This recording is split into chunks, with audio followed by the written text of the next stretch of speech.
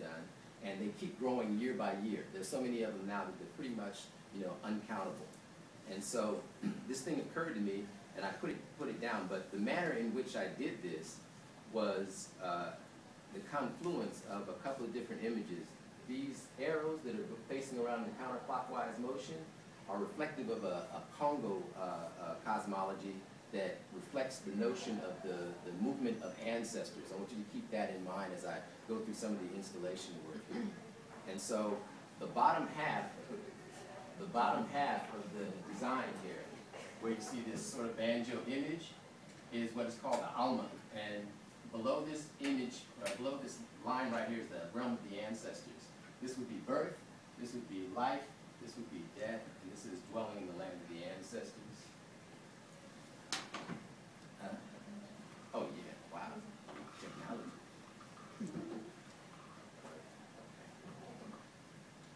So, I'm backtracking just slightly.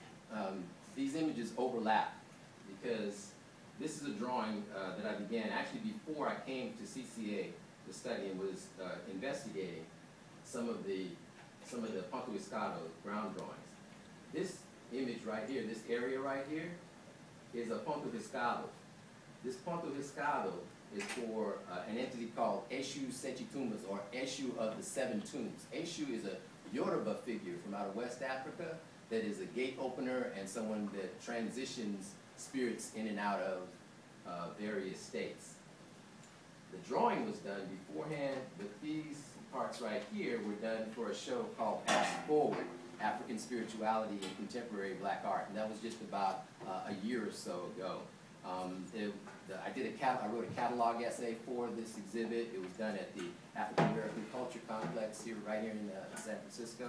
And inside that essay too was one of my thesis advisors, Jackie Francis, who was also very influential in helping the curator Dimitri Broxton bring this thing to realization with a number of other artists in the area.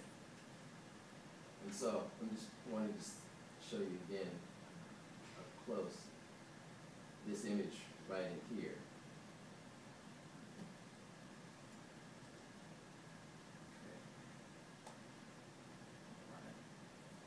This image is from a ceremony which looks like it could have been in Haiti somewhere or in the Caribbean in some place, but it's actually right here in San Francisco, and it's in the Mission District. It was at a park, and this happened maybe just about a year or so ago, or 2 years ago now. I wrote a piece for the Open Space online publication for the San Francisco Museum of Modern Art with a few photographs of this particular ceremony. This is Mambo Florencia Pierre and her daughter, Janine Saint-Just, in the Mission District. And I'm basically just going over how the notion of the ground drawing, the African diasporic ground drawing, which in Haiti is called a bébé, which is what she's making here with this cornmeal. It's sometimes made with cornmeal, with powder, or rather with flour, or sometimes with gunpowder. These things are all coming together in different ways in the installation pieces that I've done in collaboration with other artists, alone and in collaboration with other artists. And so I got a chance to talk to her and to her daughter as well about some of the bébés in the process, and spent the entire day there in this ceremony.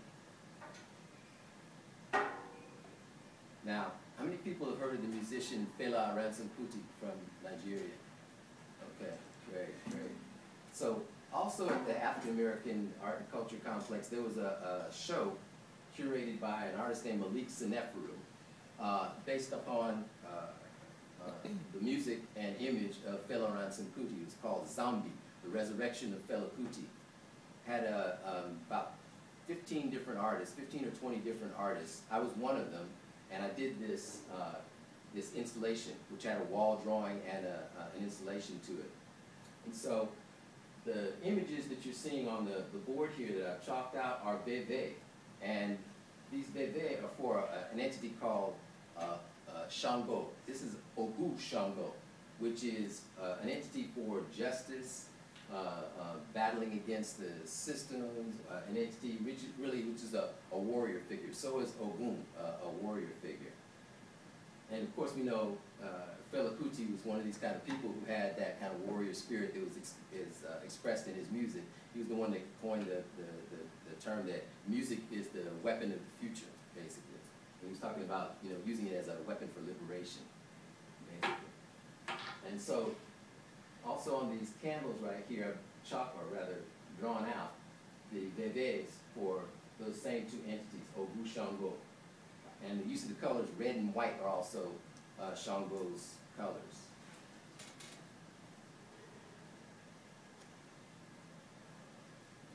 You see the term Abiku written at the bottom here, right down here. Abiku means twice born. Fela was known to have been born twice, as they say in the Yoruba tradition. He had an older brother that evidently died in childbirth. He was the surviving one, and he claimed that he was an Abiku, which is a very big deal in Yoruba culture. There's a lot of ceremony that goes on behind that. This second surviving child is supposed to be a very blessed and powerful spirit. So, the double-headed axe is also part of the imagery of the Shango Orisha, this justice Orisha. And so basically what I've done is shown Fela as being ridden by this particular spirit in this particular piece, wall piece. Now, because I was in communication with all of these different artists, some of the same artists were in the Pass Forward exhibit, Karen Senefru and Malik Senefru, and later on, after doing this particular installation, I did a collaboration piece with Karen Senefru.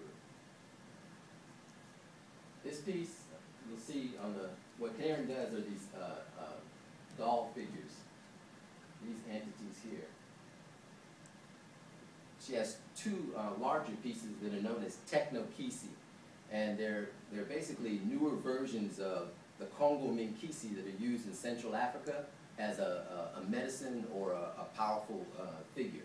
You've probably seen them before. They have nails hammered into them, and either a mirror or a glass right in the belly area. And instead of a mirror or glass, she's using one of these, iPod in the center of it.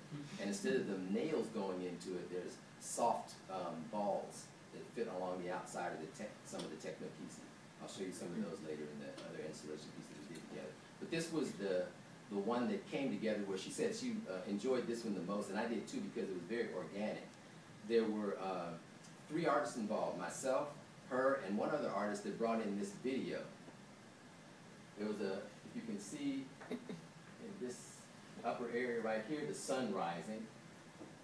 And down at the bottom here, these are the puntos escados that I drew for this particular exhibit. Each one of them, the one that you're familiar with here is for Casper Banjo. Each one of them is for an artist, writer, or musician that had passed away within the last year or so. And hopefully I got one of Malonga. One's for Malonga Cascalord, who was a Congolese dancer, and the person for whom the Malonga Cascalord Center is named in San Francisco was hit by a drunk driver.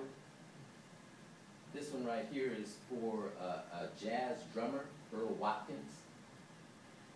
And this one right here is for Reginald Lockett, who was the writer. All these people passed away within sort of a year themselves. So there's this commonality to these things where the black male artist is dropping out of the landscape, the cultural landscape in Oakland,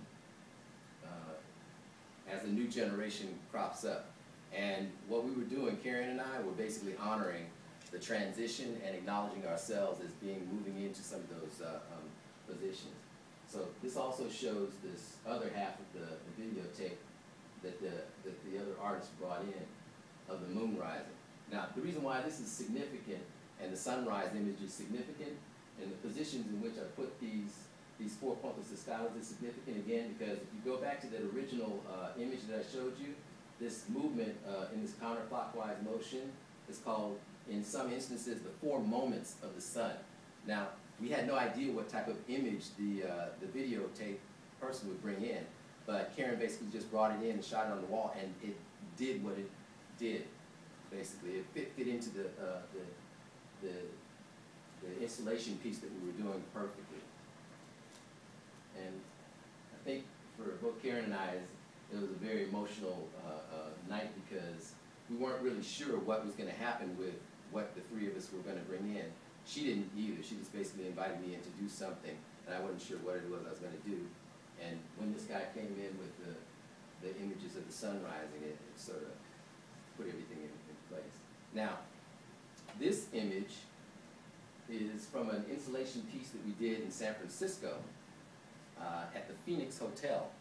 The Phoenix Hotel on 80th Street is famous for having a pool painted by David Hockney, and there was a series of artists given a few hotel rooms to do something in a closet or in the hotel room itself as an art installation.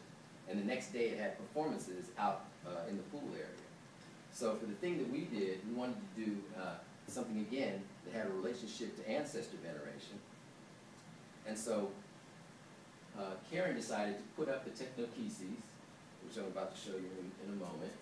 And she wanted me to fit things within this closet with drawings on the walls and a ground drawing in the bottom.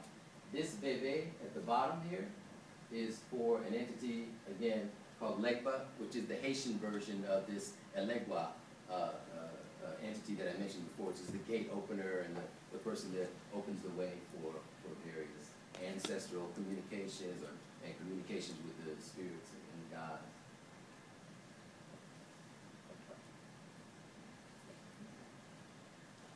So this is actually taken in the mirror. So this is the closet that we did. Right? This is one of her technocheses. This is one of Karen's technocheses. This is another technochese here. You notice that she has the iPod right in here. Again, the closet was already painted red and white, so we took it to mean, Shango's colors again.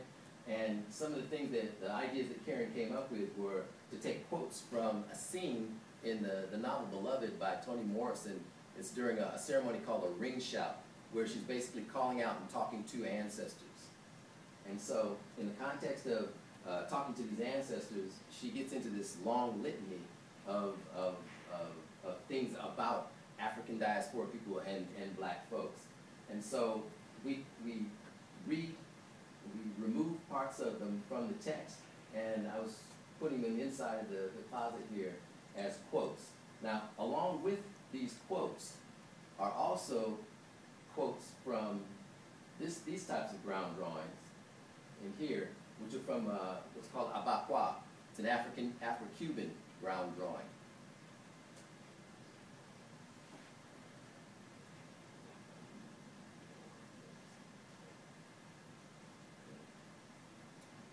So this word here is important, and I put it on the bar within the closet that divided the top end of the closet from the bottom end of the closet, because the middle line that I was speaking about before in the circular piece is also called Kalunga.